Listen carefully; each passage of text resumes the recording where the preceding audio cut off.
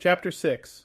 How to Break 9 to 5. In the last chapter of this book, I have outlined my strategy in easy-to-follow steps that you can use to take control over your life. Change is an important part of the process of breaking 9 to 5, but by using this word change, I do not mean that you should seek to fundamentally alter who you are. Rather, the goal of transformation should simply be to engineer a solution to meet your goals. For instance, my ADHD is a part of who I am, and no matter what I do or what medication I take to reduce its effects, I will never be able to fully get rid of it. However, I have learned to focus on new lifestyle goals that complement who I truly am. In fact, I can see now that ADHD was never truly a limitation for me at all, but a way for me to defy expectations and follow a different path. Now I want to give you the same knowledge and help you change your life for the better too. My philosophy on life change is called Progressive Extremism. I recommend making incremental adjustments to your life and mentally preparing yourself to adopt these changes permanently as a part of your identity. I do not advise you to try to transform your life completely all at once. Radical change that you can't keep up in the long run is pointless.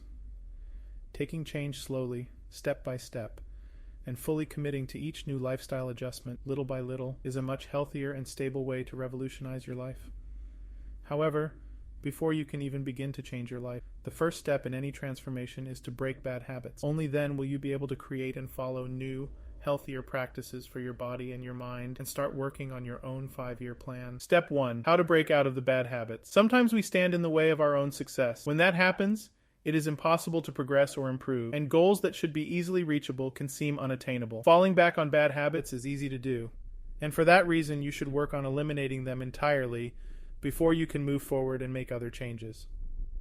Thankfully, it isn't too hard to train certain habits out of your system, but you have to start small. First, just define a concrete behavior you want to change or develop, and focus on why you want that change. You should then work to replace the habit with a different one. You may find it easier to get rid of a bad habit if you change your environment. Each time I moved to a new location, whether it was Israel, New York, or California, I found it that much easier to accomplish my goals. Changing your surroundings can also be useful because it may allow you to imagine your success more easily. That is why, once I moved to San Diego, I began jogging every day along the La Jolla shore. As I ran, I looked at the gorgeous mansions that I was passing, each one more beautiful than the last, and I urged myself forward and psyched myself up by imagining myself as the owner of one of them. I can say from experience that visualizing yourself succeeding is a powerful motivator. I also recommend that you surround yourself with others who have similar goals to you or who have already succeeded in accomplishing what you are hoping to do. I say this because many of the incredibly intelligent and talented people I met throughout my life made a huge difference in my plans. Without Simon Laboute, for instance, I would never have passed Calculus 1 at Dawson College, and later, I would have never joined the mathematics program at Yeshiva University. My life would have been so much different, and I don't think that I would have been as nearly motivated to succeed if I hadn't met him. So be sure to take note of the talents and knowledge of the people around you, and don't be afraid to do some networking and reaching out to new contacts if you feel you could learn more from others. Of course, breaking habits is not an easy process, so don't be worried if not everything goes as planned. You should definitely prepare yourself for setbacks and slip-ups, and unless you are operating under a tight deadline that is absolutely necessary, you should give yourself enough time to fully adjust to each small step forward. For me, relearning mathematics with Simon in order to pass calculus took hours of time and dedication, during which time I practically lived in the library. Every algebraic concept I learned was a small step forward. It takes time, persistence, and patience to make big changes to your brain, so make sure to create practical goals for yourself, and don't forget to reward yourself along the way. Once you have committed to making change one step at a time, identify what about yourself needs to go, and determine the goal that you want to work towards. After that, it's all about taking care of yourself and having a laser focus so that you can reach the objectives you have set for yourself. Step 2. Take care of your body. As individuals with distinct goals, we each interpret success differently, and we all have different objectives in life. But no matter who you are, one thing holds true for everyone. A healthy body and mind is essential to earning money and building a fortune. That is why it is not unusual for successful people to embrace health trends. In fact, entrepreneurs should treat their health and energy as if it was just as vital to their personal and professional success as it would be for an athlete. Because the truth is, maintaining good health is a fundamental, but often overlooked factor when it comes to achieving our major goals and dreams, even if the path of getting there doesn't appear to directly relate to physical strength, stamina, or the quality of the food you eat. As with any goals, you should create clear milestones for yourself when it comes to eating, sleeping, and exercising, and your progress should be easy to quantify and track. Part 1. Start eating healthy foods. Before you make any changes to your eating habits, it is crucial you explore the different options available to you until you find one that you can commit to following. Keep in mind that whatever change you make, it is unrealistic to do overnight.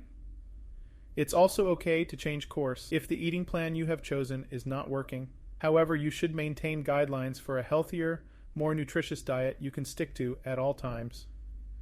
You may have already heard of different diets: Paleo, Atkins, and low glycemic index. Each one follows different trends. To be honest, you actually don't need to go all out and pick a diet per se.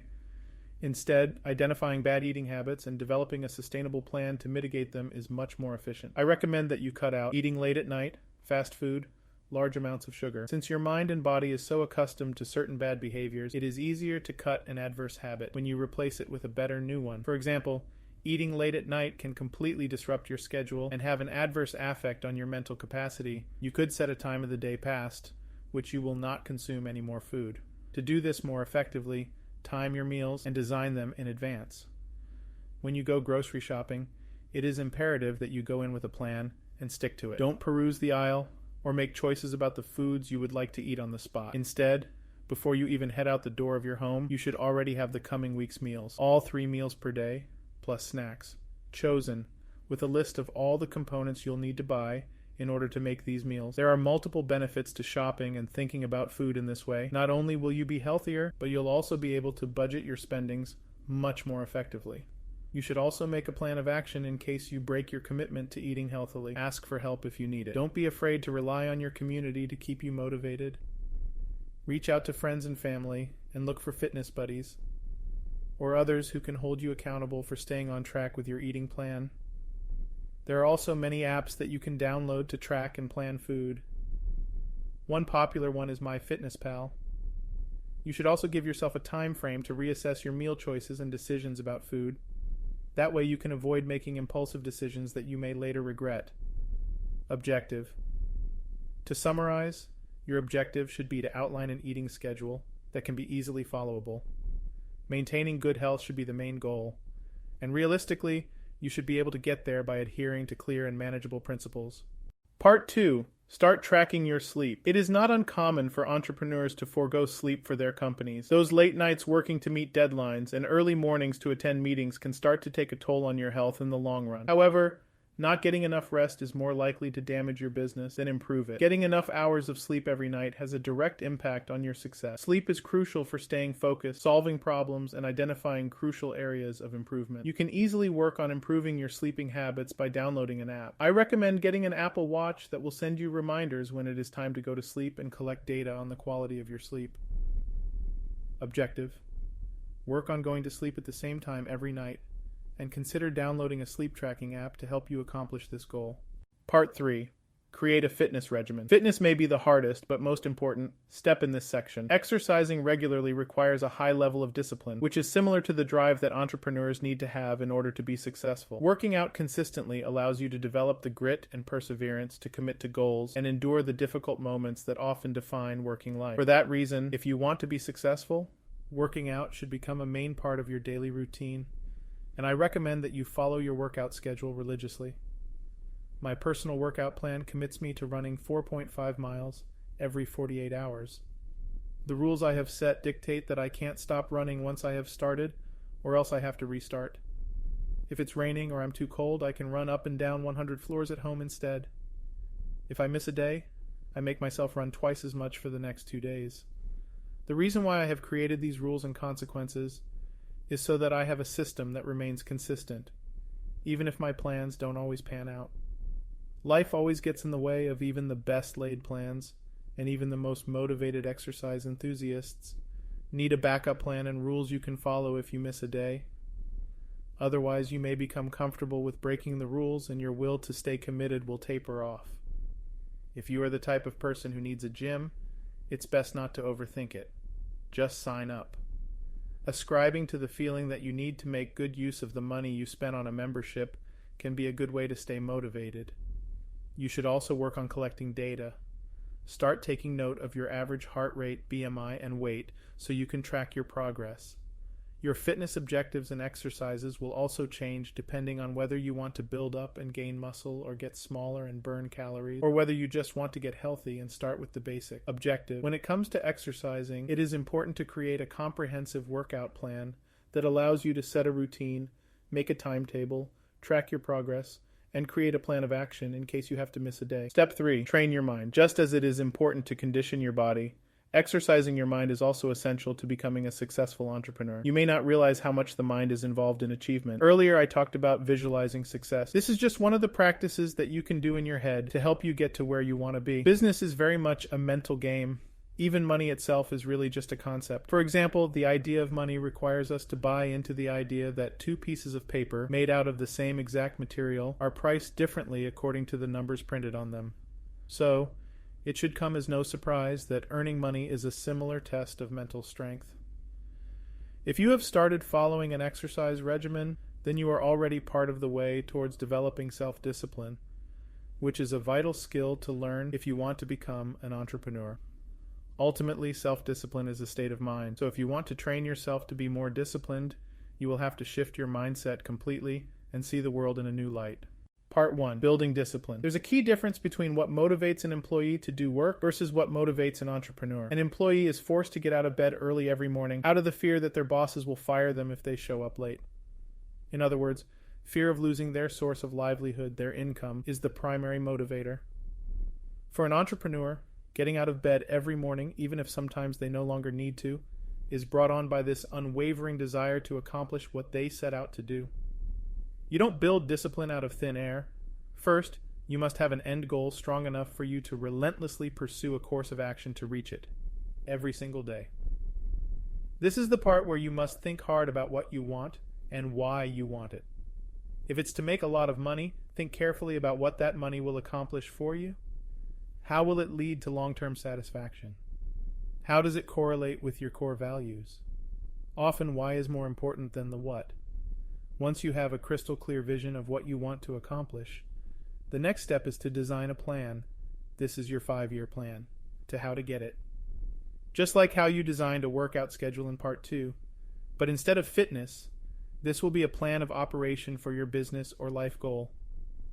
Once this plan is in place, this is where the discipline comes in. You have to learn how to motivate yourself to follow the plan and do the work even on the days where you're tired or don't feel like it. Don't let your emotions take over and hinder you from making the progress needed. Even though the results might not come right away, remind yourself of the type of skills you're acquiring and the useful connections you're making every step of the way. Every little inch of effort and progress you make is important, not only to the end goal, but towards you building up this essential muscle of mental discipline. Just like having a fitness buddy, surround yourself with successful and accomplished people that can keep you motivated and accountable to your goals. Finding a mentor is always a good practice because they can reduce the time you might spend making trivial mistakes and encourage you to keep going when you feel mentally overwhelmed. Delaying gratification. It was Freud who came up with the concept of delayed gratification, and it brilliantly describes the obstacles an average person faces when trying to accomplish something important and long-term. Getting a job is an example of our inability to delay the gratification of money. Even though we know we could potentially do better, make more money in the long run, honing our own skills and carving our own path in entrepreneurship, the majority of people dislike ambiguity and would rather take a job that might not be satisfying to curb that survival instinct. Sigmund Freud explains that when we are children, we are focused entirely on immediate gratification. The only thing we are concerned with is satisfying our immediate needs of hunger, thirst, and attention. As we mature, we learn to tolerate a level of discomfort in order to achieve a greater goal.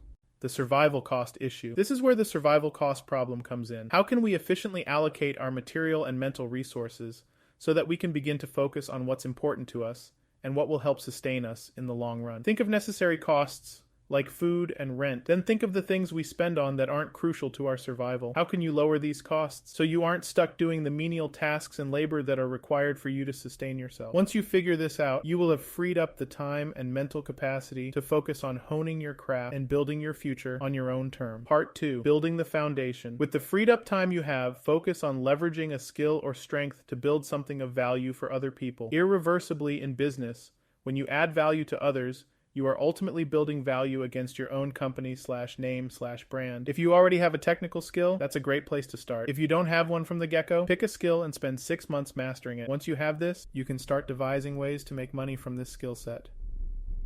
I started with web design and site hosting. Once I got the client in the door, I only profited a few dollars in the beginning. But once their servers were up and running, it allowed me the time to reinvest in hosting multiple clients at the same time. This would eventually build the sturdy foundation that was needed for me to reallocate my attention in building my other companies. Carving out your services. Once you have a proper infrastructure in place, it is important you identify the key elements that are needed for you to step out and pursue the next steps to actualize your vision. Delegating tasks to competent people will ensure you are not stuck in the pattern-like routines that will prevent you from moving forward in your plan. But before delegation, you have to do the work and understand the difference between amateur level work and professional work. Then you can go on and build more services that can serve your overall goal. For me, it was web design, hosting, branding, social media reach, then PR. Each step required me to first master the concept, then efficiently delegate out the tasks before moving on to the next thing. Don't get distracted by money. It can be easy to step into the trap of looking for the quickest way to make a buck. This is what most people fresh out of college do. The system is backwards. Rather, you should focus on honing your skills, leveraging that to create consistent cash flow, then focusing on building your passion and making money from it. Most people give up their dreams in pursuit of the idea of making money right from the start, without realizing that this may be a deterrent to living their most productive and fulfilling life. Focus on how you can gain the most amount of value from the skills you are offering. This might mean sometimes you have to do work for a lower cost, or even for free just to get the first clients in the door. When I did free work, I intentionally looked for notable figures or folks who had high traffic sites in an attempt to build a relationship outside the context of money. For example, I would look for a high traffic site for a fairly popular brand with a poor website. Unfortunately, there were no shortages for these sites. I would then build a well-coded skeleton so I could quickly hammer out basic yet custom e-commerce sites quickly. The jobs were 35% done before I even started. Over the weekend, I would build out their site, something more appealing and better than what they had, and use my social media with a growing presence to reach out to them. Once completed, I would reach out to the client. Hi, I saw your website. There's all sorts of issues, briefly list, and I rebuilt it from scratch. You can have it. Offering value before the sale has its advantages. 1. It allowed me to get free advertising as my name would go on the bottom of the site. 2. The best advertising was word of mouth, and clients were often moved by this gesture, or skeptical at times, and led to many referrals down the line. 3. I would establish trust with this client, and I would be the first person he reached out to when he needed anything. 4. The value of learning, not only a lot about coding, but also how to manage and build relationships with clients, which is imperative to running a successful company.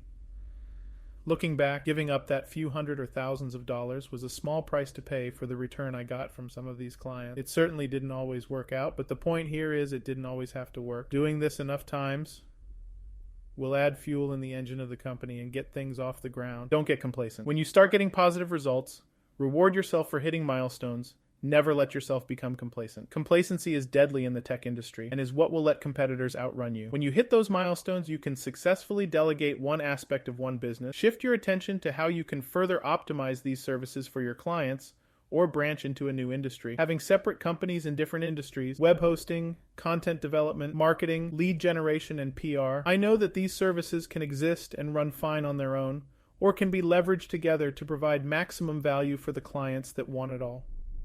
This is a major comparative advantage for my business because I'm able to offer more without actually having to do more of the work. I was only able to accomplish this because I refused to let myself become complacent and always looked for the next step in my grand plan. Step 3, the 5-year plan. Your 5-year plan is the enigma of your success. This encapsulates the work you must do to edge closer to your end goal. It's a precise list of actionable steps that are realistic and trackable. My 5-year plan allowed me to go from 0 to building 5 companies, a vast network of valuable connections, and traveling several continents in a few years. 1. Make it your plan to transition from the job you don't love to the job you do. Sometimes we accommodate our lifestyles, including our work, to temporarily cover our bases, survival costs. This is often a rushed process if you think about it. You get only a few years to decide on a college major, and then from graduation, you're expected to get a related job. However, the job you might end up taking might not be one that you truly enjoy doing. Your passion is something you love doing regardless of whether you get paid for it or not. Think of hobbies, skills, and deep interests. There's an irresistible thirst for learning more about the topic or thing you can't quite get enough of. For me, it was math and numbers, and how mere digits, 0 and 1, could create an infinite number of things and connections.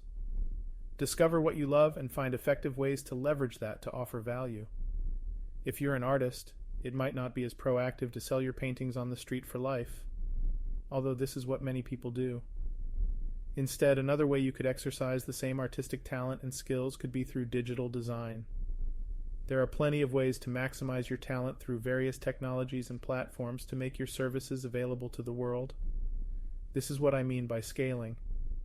Instead of 1,000 people seeing your work walking through an event or a busy street, the internet allows you to have more reach. 2. Diversify your skill sets and work models. Develop skill sets that allow you to offer multiple services. This puts you at an advantage to your competitors because simply you can offer more well-encompassed service. Think about a service like a hair salon. Does a hair salon only offer haircuts? Probably not. They would go out of business. A successful hair salon these days not only has ample social media marketing and ads to bolster its rating, but offers a variety of high-ticket services like balayage, ombre, treatments, special occasion styles, and even permanent makeup. A hair salon is no longer just a hair salon, but a one-stop shop to fulfill a wide diversity of aesthetic needs. Think about ratios when you're designing your business plan. Your goal is to offer your services instead of 1-to-1 to 1-to-100 with less time and energy on your end. Use the web hosting as an example. Once I got one server going, I could host multiple clients simultaneously without using more resources. With a job or even an average small business, you can only make money linearly, meaning your income increases because you either raise the price